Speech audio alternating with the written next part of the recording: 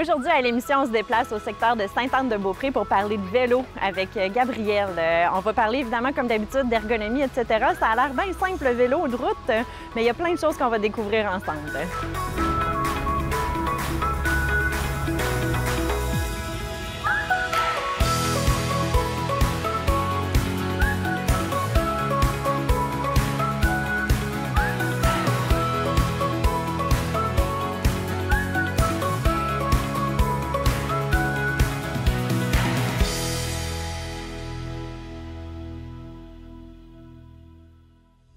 Salut Gabrielle! Allô, ça va bien? Oui, ça va et toi? Ben oui, merci! Oui, merci d'être ici avec nous aujourd'hui. Je suis vraiment contente. Clairement, on va parler de vélo de route aujourd'hui. Avant qu'on commence plus dans la technique, tout ça, j'aimerais ça que tu nous parles un peu de toi, puis de qu'est-ce qui a fait en sorte que tu aies commencé à faire du vélo. Puis voilà, je te laisse parler. Bien, parfait, merci. En fait, ça fait quelques années que je fais du vélo de route. J'ai commencé parce que j'avais des amis qui en faisaient, puis ça m'intéressait. J'ai commencé sur un vélo beaucoup trop grand. Je connaissais rien pantoute. J'avais des espadrilles de course à pied, puis j'avais bien du plaisir. Puis finalement, de fil en aiguille, bien, j'en fais maintenant quand même beaucoup. Puis maintenant, je fais partie d'un collectif, dans le fond, de femmes qui essaient de promouvoir le cyclisme de route pour justement chez les femmes. Donc justement, de commencer à inclure des filles qui ne savent pas trop où se placer ou juste des filles qui veulent en faire plus avec d'autres femmes. Donc c'est vraiment cool. Là. Excellent. C'est quoi le nom du collectif? Le collectif Vélo Cartel. Donc on est associé avec le Vélo Cartel, bien évidemment, à Québec ici. Oui, exact. Puis dans le fond, ça, c'est vraiment pour tous les niveaux. C'est pas juste pour de la performance, j'imagine. Non, exactement. En fait, nous, ce qu'on veut, c'est vraiment voir plus de femmes sur les vélos. Donc, que ce soit des débutantes ou des expertes, on prend tout le monde. Puis, ce qu'on fait, c'est surtout des entraînements par intervalle. Okay. Donc, ça permet que les filles qui commencent ont du plaisir, puis les filles qui en font énormément beaucoup ont du plaisir aussi, chacun à leur vitesse, chacun à leur niveau. Ah, excellent. Puis, admettons là, que tu avais une chose à nous dire sur ce qui te fait le plus triper en vélo, c'est quoi? Le plus triper en vélo, je pense que c'est les vues. Ouais. Donc, tu sais, vraiment prendre le temps d'apprécier chaque endroit où on peut se rendre à vélo. C'est sûr que la plupart du temps, c'est des places qu'on peut voir en voiture, mais on n'apprécie pas autant lorsqu'on conduit que lorsqu'on est à vélo, on a plus le temps de voir. Donc, je pense que c'est vraiment les vues. Ah, génial! Bien, écoute, si ça te tente, on va rouler un peu, puis après, on parle un peu plus de technique puis d'autres choses. Bien oui, on avec plaisir. Oui. Excellent!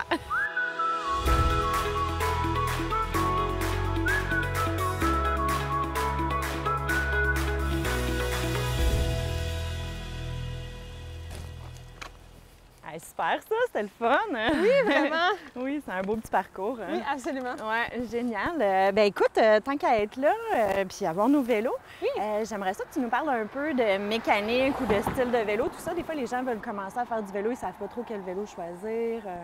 Fait que là, je te laisse un peu nous parler de ça. Bien oui, absolument. En fait, quand on veut commencer le vélo, l'important, c'est de savoir qu'est-ce qu'on veut faire avec le vélo, ou du moins avoir une idée. Parce qu'il y a plusieurs types de vélos, puis il y a plusieurs types de budgets aussi. Donc, tu sais, comme j'aime dire, il n'y a pas de mauvais vélos, il y a juste des vélos qui sont mal adaptés aux besoins par rapport à ce qu'on veut faire. Donc, premièrement, c'est vraiment de comprendre puis de savoir est-ce qu'on veut rouler sur l'asphalte, est-ce qu'on veut rouler sur de la poussière de pierre, sur de la gravelle. Là, bien évidemment, on parle de vélo de route, donc on se tient à ces options-là. Puis ensuite, on veut savoir est-ce qu'on veut faire des longues distances? Est-ce qu'on veut juste aller prendre une crème glacée le samedi matin? Est-ce qu'on veut rouler avec des experts? Est-ce qu'on est débutant? Tu sais, vraiment essayer de se faire pas un plan, mais essayer de comprendre qu'est-ce qu'on veut faire avec ça.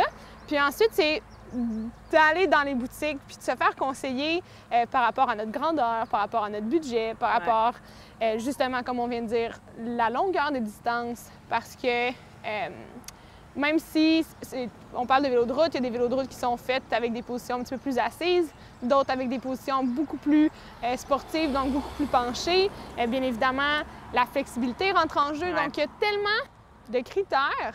Puis c'est sûr que ça peut être mélangeant. Puis là, admettons qu'on parle de, bon, évidemment, de vélo de route aujourd'hui. Tu voudrais-tu nous nommer un peu les différences entre un vélo de route puis un vélo, mettons, hybride ou ce genre d'affaires-là pour que les gens comprennent bien? Bien, dans le fond, justement, l'hybride, on va souvent avoir une position qui est un petit peu plus assise. En général, ça va être fait pour des distances un petit peu plus courtes parce que même si on croit que être assis, c'est plus confortable, bien, c'est moins ergonomique comme position. Ensuite, on va avoir les vélos hybrides confort et les vélos hybrides performance qui sont à démêler. Sur un vélo hybride performance, on va pouvoir faire un petit peu plus de longue distance, mais c'est pas fait pour rouler en groupe, en peloton ou pour, encore une fois, faire des aussi longues distances que sur un vélo de route. Oui, excellent. Parfait. Puis là, on roule avec un vélo de route, clairement. Il y a des différences aussi avec les pneus, tout ce genre d'affaires-là. Tu voudrais-tu nous en parler un peu? Oui, bien sûr. En fait, en vélo de route, on va avoir des pneus qui commencent environ à 23 mm. Puis on va aller environ au maximum jusqu'à 30 mm. Là, on parle de l'épaisseur. Oui, hein? justement, de la largeur. La plupart là, des vélos de route, ça va être du 700 qu'on appelle le diamètre, là, puis c'est pas mal standard.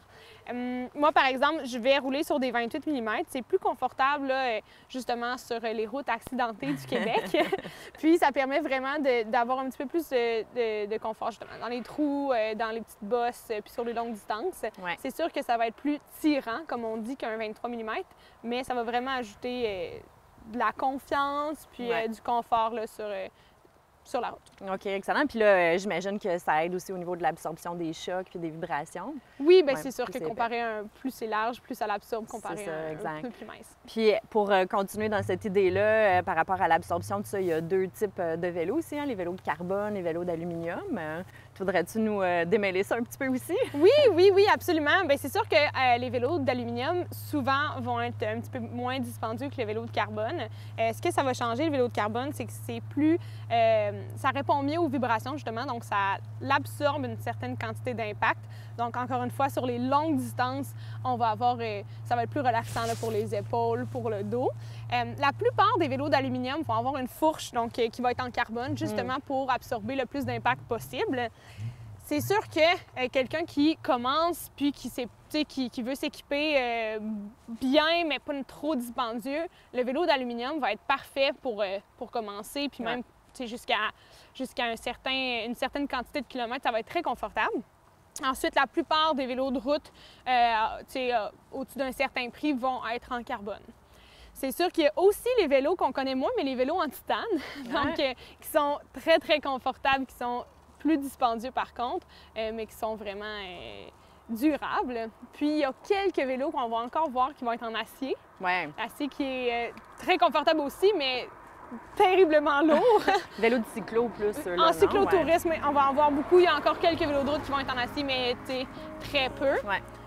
Mais c'est pas mal ça, là, les différences en termes de matériel. Ouais, génial. Ben, je propose qu'on continue à rouler un peu, tant qu'à être là, puis on jasera dans pas long. Parfait!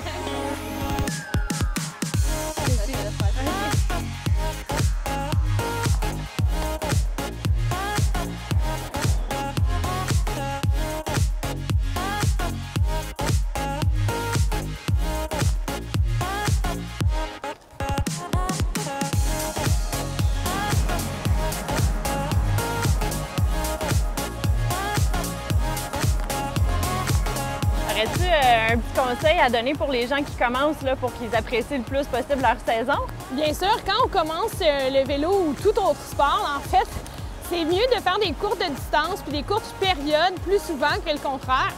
Donc, c'est sûr que commencer avec un 100 km, c'est pas l'idéal, surtout si on est débutant pour Ouais, c'est un bon conseil. Hein?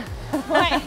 Ça évite les blessures, puis ça permet aussi qu'on ne se tanne pas là, dans une seule sortie, donc on a envie d'en refaire. Ouais. On peut en refaire le lendemain aussi. Oui, absolument.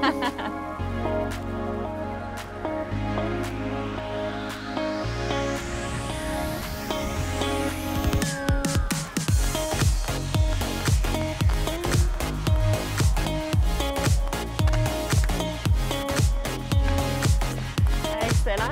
J'aimerais ça qu'on profite de ce moment-ci, Gabrielle, pour parler un petit peu de blessures. Hein?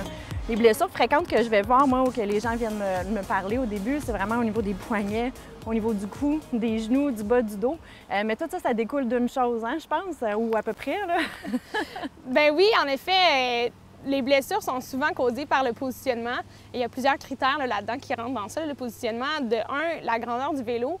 On va souvent voir des gens qui sont sur un vélo trop grand ou trop petit, puis que ça ne permet pas d'avoir une position qui est... Exact. On va compenser à ce moment-là. Hein? Si le vélo il est trop grand, on s'accote un peu plus, ou s'il n'est pas assez avancé, etc.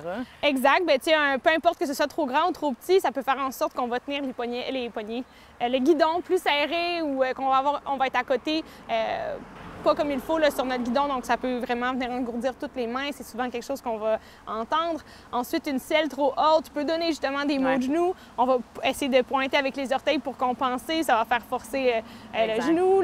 Même chose pour le bas du dos. Des fois, avec un vélo trop grand, on va avoir tendance à lever la tête, donc à créer des tensions. Pour le cou, en fait, une autre chose que les gens ne pensent pas souvent, c'est le casque. Ça a l'air de rien, mais un casque, c'est un poids de plus hein, qu'on a sur la tête. Puis une tête, bien, ça peut être lourd dans une position où on est penché vers l'avant. Donc, de bien choisir son casque aussi, c'est super important. Puis de bien ajuster sa position au niveau du cou. Oui, en effet, un casque trop grand peut tomber sur les yeux, puis on peut avoir à tenir la tête plus haute. Même chose pour des lunettes qui sont mal ajustées ou qui sont trop grandes pour le visage ou qui ont tendance à tomber. On va pouvoir vraiment avoir une mauvaise position à cause de ça. Donc, c'est toutes des choses qui sont à considérer. Il y a des casques aussi qui sont faits pour les plus petites têtes, donc par contre pour les femmes ou pour les plus grandes têtes. Donc, il faut vraiment considérer tout ça lorsqu'on achète un casque. Ouais. Puis, on peut souvent croiser des gens qui ont des très vieux casques. Oui. Mais encore une fois, ça, c'est peut-être, ils sont peut-être plus au goût du jour. Puis en plus, après 3 à 5 ans, un casque qui a eu un impact ou non, on va voir. En général, ce que je vois, moi, chez mes clients qui ont mal au cou, tout ça, c'est justement qu'ils vont avoir des casques qui vont peut-être être un peu plus vieux, donc un peu plus lourds aussi. Hein? Les nouveaux casques sont beaucoup plus légers, donc ça donne moins de pression finalement au niveau du cou. Oui, en effet, les casques maintenant sont très, très légers. C'est souvent à plusieurs densités de foam. On va avoir des casques qui sont très aérés aussi et très confortables. Ouais. Donc, peu importe, là, des fois, juste avoir une pression dans le cou, que ce soit à cause de la positionnement ou juste du casque en tant que tel, ça peut créer des blessures.